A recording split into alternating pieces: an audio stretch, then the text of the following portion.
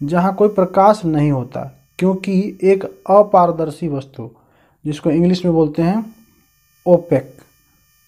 OPEC मतलब होता है जिसमें से प्रकाश पार नहीं जा सके। जैसे मान लीजिए यहाँ से मैंने ये सर्कल कर दिया, तो क्या इस सर्कल से बाहर कोई चीज़ ये अंदर है तो बाहर जा सकती है? नहीं जा सकती। अच्छा, बाहर से कोई चीज़ अंदर आ सकती है? नहीं। तो ओपेक को मतलब अभेद्य होता है, जिसको भेद नहीं सकते। ओपेक को यानी कि अपारदर्शी, जिसके पार आप नहीं देख सकते, उसी की प्रतिबिंब बनती है, उसी की छाया बनती है। इसी चीज़ को हम आज इस वर्कशीट में समझेंगे। तो प्रकाश की किरणों को रोक देती है दरअसल ये ओपेक चीज़ें जो होती हैं। छाया का बनना एक प्रक्रिया है। एक छाया तब बनती है जब कोई अपारदर्शी वस्तु प्रकाश के मार्ग में आती है। अपारदर्शी मतलब जो ओपेक होती है, जो मतलब पार ना कर सके। जैसे मान लीजिए ये संतरा है, तो प्रकाश इसको पार नहीं कर पाएगा, तो पीछे की तरफ इसके बैक में इस चीज़ की इसकी छाया बनेगी। जैसे मान लीजिए अगर मैं यहाँ खड़ा हूँ, तो मेरे इधर से अगर सूरज की रोशनी आ रही है तो मेरी छाया इस तरफ बनेगी ऑब्वियसली, क्योंकि मेरे से मैं ओपेक हूँ, अपारदर्शी हूँ, मेरे पारदर्शन नहीं हो सकता, कुछ ये नहीं दिखाई, रोशनी पार नहीं जा सकती, तो इसलिए इधर मेरी पीछे की तरफ मेरी छाया बन जाएगी। इस प्रकार से छाया बनती है। एक छाया को एक पर्दे की आवश्यकता होती है। मतलब छाया बनेगी किस पे बनेगी? नीचे उसका एक बेस होना चाहिए ना। जैसे मान लीजिए अगर मैं यहाँ खड़ा हूँ तो यहाँ धरती है, जब तो मेरी छाया यहाँ बनेगी। अगर यहाँ कुछ होगा ही नहीं तो मेरी छाया बन पाएगी क्या? नहीं। तो उसको एक पर्दे की मतलब एक बेस की आवश्यकता होती है जहाँ यह बनता है छाया। उदाहरण के लिए कमरे की जमीन या दीवारें, यहाँ तक कि इमारतों की सतह, कुछ भी अगर बेस होगा तो उसी पर छाया बनेगी। छाया हमें विभिन्न वस्तुओं के आकार के बारे में एक मतलब अच्छा किस प्रकार की, जैसे मान लीजिए अगर कोई लंबी सी पेड़ की छाया बन रही है तो हम ये देख के पता लग जाएगा कि जो छाया है पेड़ की है। कितना बड़ा पेड़ है उससे हमें पता लग जाएगा। मान लो आपको पेड़ तो ना दिख रहा हो किसी कारण से, लेकिन उसकी छाया नज़र आ रही है, तो आप अंदाज़ा लगा लेंगे कि ये इस चीज़ की छाया है, चाहे कुछ भी हो। यही बात यहाँ पे कहने का प्रयास है। यह एक हमें विभिन्न आकार में गुमराह भी कर सकता है। अच्छा हाँ, कई बार ये गुमराह भी करता है हमें। जैसे शंकु की छाया पर्दे पर त्रिकोण सी बनती है। शंकु इस प्रकार का होता है, लेकिन इसकी छाया कैसी बनती है? त्रिकोण बनती है। शंकु इस प्रकार का होता है, लेकिन इसकी छाया बनेगी पर्दे पर त्रिकोण, इस तरीके की। खैर आगे देखते हैं।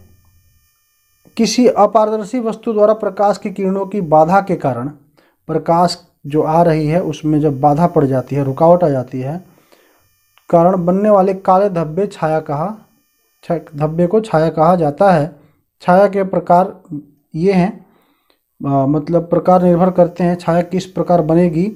अगर अवरोध आ गया तो प्रकाश का स्रोत कहाँ से है, किस एंगल से आ रहा है, यहाँ से आ रहा है, यहाँ से आ रहा है, या यहाँ से आ रहा है। अगर यहाँ से आ रहा होगा तो क्या छाया बनेगी? छाया नहीं बनेगी। दोपहर में देखना आप, कई बार ऐसे होता है। उसका एक साइंटिफिक नाम है, ख़ास तौर से ये अपने बेंगलोर में साउथ इंडिया में देखने को मिला था, जब बिल्कुल छाया बनी ही नहीं थी। सूर्य बिल्कुल ऊपर था, सर के ऊपर, हर चीज़ के ऊपर था, और छाया नहीं बन पा रही थी। छाया जब भी बनेगा जब प्रकाश का जो स्रोत है वो कुछ स्लाइटली एंगल बनाएगा, तभी छाया बन पाएगी। आगे देखते हैं कि इसमें दूसरा पॉइंट कह रहा है प्रकाश को अवरुद्ध करने वाली वस्तु की प्रकृति। हाँ, वो कैसी है? अगर ओपेक होगी तो ही तो बनेगी। अगर प्रकाश गुजर जाएगा, आर पार हो जाएगी, तो क्या छाया बनेगी? नहीं बनेगी। प्रकाश स्रोत कहाँ से आ रहा है? वस्तु और सतह। वस्तु क्या चीज़ है, प्लस सतह क्या है, बेस है उसके पीछे जहाँ पे छाया बन पाए, ये देखने की चीज़ होती है। छाया बनती है कि बीच की दूरी। अच्छा, और दूरी भी, जो सतह है उसकी दूरी कितनी है, मतलब कि जो बेस है जिस पे छाया बनने वाली है वो क्या पास में ही है या बहुत दूर है? बहुत दूर जाके उसकी छाया बन रही है। आगे देखते हैं। जैसे देखिए, सुबह अर्ली मॉर्निंग या दोपहर लेट आफ्टरनून को आप अपनी छाया को लंबी देखते हैं, लेकिन दोपहर के समय जब सूर्य आपके सिर के ठीक ऊपर होता है तो बनने वाली छाया प्रकृति में छोटी होती है, काली होती है। हाँ, ये प्रवृत्ति निर्भर करती है कि छाया कितना गाढ़ा है, कितना फैला हुआ है। कई बार कुछ चीज़ें ऐसी छाया बनती है जो मतलब धुंधली सी नज़र आती है, क्लियर नज़र नहीं आती, और कई बार छाया ऐसी बनती है बिल्कुल गाढ़ी सी। तो डिपेंड करता है कि किस एंगल से और कितनी डेंसिटी के साथ वहाँ पर लाइट का रिफ्लेक्शन रुक रहा है। आगे कुछ प्रश्न हैं, इनको हम करते हैं। कह रहा है कि छाया क्या है।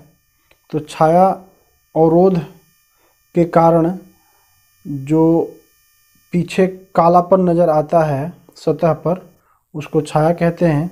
छाया कैसे बनती है। तो छाया प्रकाश के स्रोत, अवरोध करने वाली वस्तु की प्रकृति और पीछे वस्तु के पीछे की तरफ पाए जाने वाली सतह के आधार पर बनती है। किसी तीसरा देखेंगे, किसी वस्तु के बारे में छाया क्या सूचना देती है। तो किसी वस्तु के बारे में छाया उसकी लंबाई, उसकी प्रकृति, और कई बार वस्तु के बारे में भ्रामक मतलब कि भ्रम में डालने वाली भी प्रवृत्ति छाया से हमें प्राप्त हो जाती है, जो हमें भ्रम में डाल देती है। तो आई होप आपको ये वर्कशीट अच्छे से समझ में आ गई है। वीडियो को लाइक करें, चैनल को सब्सक्राइब करें, हम आगे ऐसे ही पढ़ते रहेंगे। So thanks for now.